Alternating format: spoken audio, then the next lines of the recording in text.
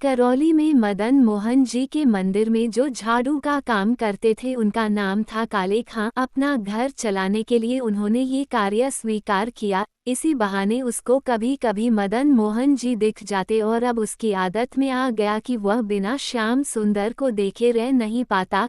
धीरे धीरे ये स्थिति हो गई कि मंगला में पहुंच जाता और शयन करा के ही घर आता था। इससे परिणाम ये हुआ कि उसकी पत्नी बड़ी बरसती थी और परिवार के लोग उसको काफिर बोलते थे। अब वह पूरा दिन ही मंदिर में निकालता। परिवार के लोग सब उसको बहुत डांटते थे कि तू खुदा को पुकारता ही नहीं है, इसीलिए तो तेरे बालक नहीं हो रहा। काले खां एक दिन मंदिर गया, दूर खड़े होकर बोला, हे मदन मोहन लाल जी, मेरे परिवार के लोगों की बातें तभी खत्म होंगी जब मेरे घर एक पुत्र हो जाए। कृपा ऐसी हुई कि कुछ ही दिनों में खबर आई कि काले खां की पत्नी गर्भवती है।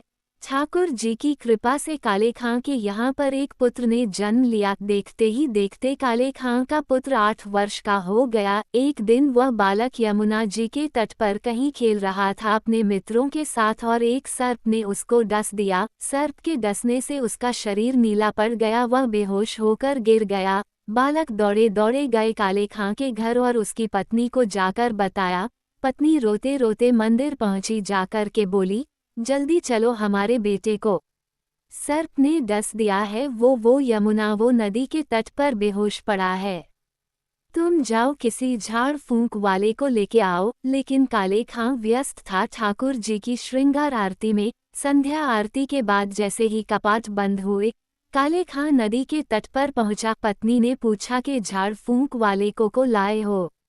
इस पे काले खां ने बोला कि मैं भूल गया। इतना कहना हुआ कि महाराज परिवार के लोगों ने काफिर काफिर कहकर के काले खां को सुनाना प्रारंभ कर दिया। काले खां दौड़ कर के गए, ओझा को लेकर के आए। जैसे ओझा ने आकर के उसकी नब्ज देखी तो कहा, यह बालक तो जीवित नहीं है, इसकी तो मृत्यु हो चुकी है।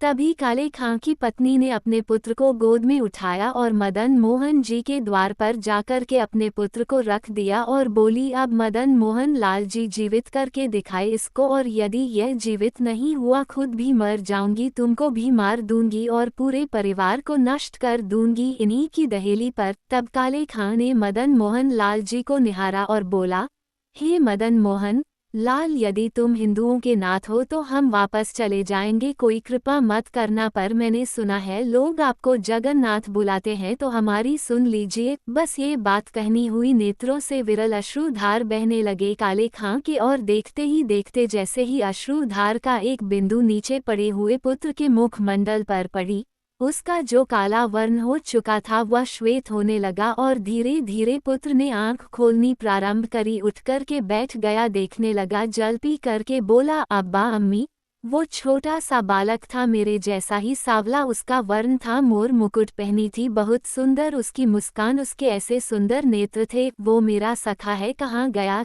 ये सुनकर काले खां ने ठाकुर जी को धन्यवाद दिया। तब से लेकर आज तक श्री मदन मोहन लाल जी की आरती होती है तो आरती पूर्ण होते ही काले खां का उल्लेख सुंदर पंक्तियों द्वारा किया जाता है।